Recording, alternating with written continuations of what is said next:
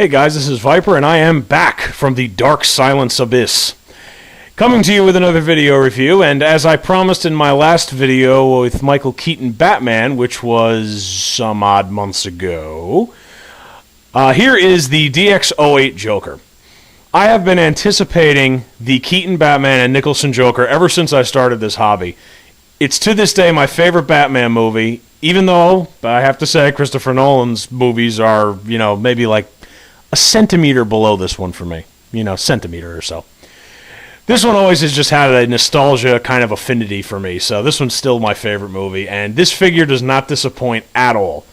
It is an incredible sculpt, an incredible host of various accessories, overall just great. And before we take a look at the figure, we'll take a look at the packaging, as standard in these videos. It's got your basic DX Batman box that we've come to know. It's kind of like grayed out a little bit. It's a mix of purple and gray. There's some purple up on the top, and the main flap here is kind of grayed out. You have a nice portrait of Nicholson here, and then you have the bat signal Joker. And there's it's tough to see, there's a silhouette of the figure sculpt here, and then there's a picture of him in the trench coat over here. Opens up with a magnetic flap. And you, like with the Keaton Batman, you got the bat signal. With this, you get a little Joker face, which doesn't really show up too well. But I don't have anything light around here at the moment. The figure is housed in here, just like the Heath Ledger DX1. And then the host of accessories comes in this giant boa here. Little instruction book. All those fun little knickknacks. And there's a little inscription on the side, as with all of these DXs. Calling himself the Joker, Jack Napier is not dead, but horribly disfigured with bleached white skin, emerald green hair, and a permanent ruby red grin. In addition to being a mad physical combatant, he is a brilliant and brutal criminal mastermind. He succeeds Grissom's empire and commits violent, chaotic crime spree in Gotham City. With his unpredictable and incalculable methods, he could easily evade capture. While Batman prefers to stay in the shadows, the Joker, on the contrary, basks in the spotlight, often broadcasting himself to the public. Batman is his only worthy opponent, and they are truly destined to fight forever. Didn't Heath Ledger say that in Dark Knight? Just saying. Alright, well, without further ado, let's take a look at this awesome DX8. And here we have the DX08 in all of his mad, chaotic glory. I like this. He's got like a Spock kind of pose going here. But, excellent figure. Very well done. I didn't even take the little thingies out the side there. That's pretty funny. But, very well done. The clothing, the sculpt is incredible. We'll do a close-up of that later. But first off, one of the cool things about this guy is he comes with a boatload of accessories, which is something good that Hot Toys has been doing. They've been getting big on adding a lot of accessories.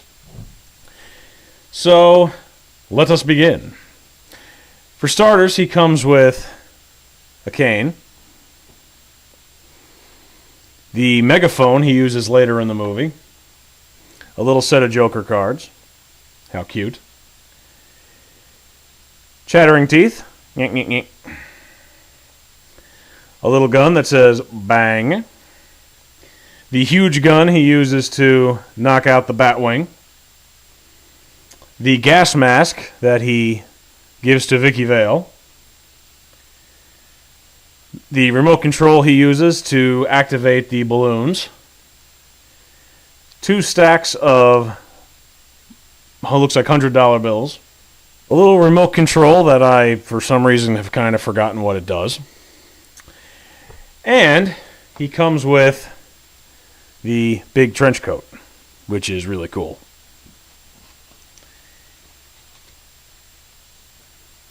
And here we have a close-up of the figure itself. This head sculpt, I think, has got to have the most detail of any that I personally own at this point that Hot Toys has done. I mean, most of Hot Toys sculpts are good, but this one is like, they almost went out of their way to make this one good. Minus, of course, the hairline that is kind of sticking out, but that's how the PERS system works. You got to pop that off, which I don't even use. But the profile, everything is just... I mean, I know Jack Nicholson, this is the only figure that has his likeness, so they wanted to make sure they did a good job, but I think they outdid themselves. The clothes are great, too. The coat is kind of similar to the Heath Ledger coat on the DX1, except this one has more of a shine. It's a little smoother, whereas Heath Ledger's coat was a little... Heath Ledger's coat, like I'm talking about the actual actors. The DX01's coat was more kind of rough. The kind of like silk shirt here is really, really nice. It gives a very, I guess, kind of realistic silk feel to it, so that's pretty cool. The pattern on the pants, I mean, I think somebody was saying it's not 100% accurate, but I don't care. It looks great. You know, I'm not trying to be a Hot Toys apologist, but when you have a figure that looks this good, some little tiny things aren't going to bother you that much. At least they aren't going to bother me. And the little rose is cool. Or not rose. My God, rose. Man, am I blind. But this little flower there is well done. Has little red freckles in it. So it looks like a pretty nice piece. And I figured I'd close out by doing a side-by-side comparison of the DX1 and the DX8. They're both excellent figures, without a doubt.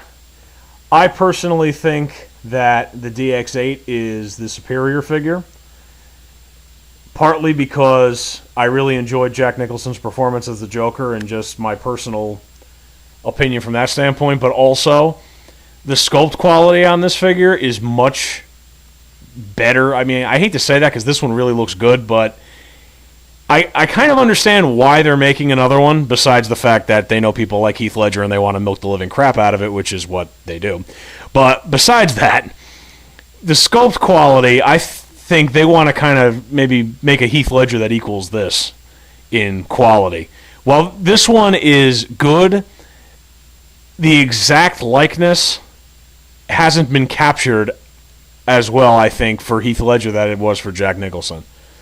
I don't know if I myself am going to get the new Heath Ledger figure. I like this one. I don't know if it's going to be really worth it for me personally to spend the extra money on another duplicate figure. But I think that's pretty much about it. I hope you guys enjoyed this review. I know I'm a little rusty, so this one might not be as high-end as some of the other ones I've done. High-end in quotes, of course. I will try to stay on the ball and not disappear for months on end and try to put out reviews a little more frequently than that. But I guess I'll see you guys next time. Take care.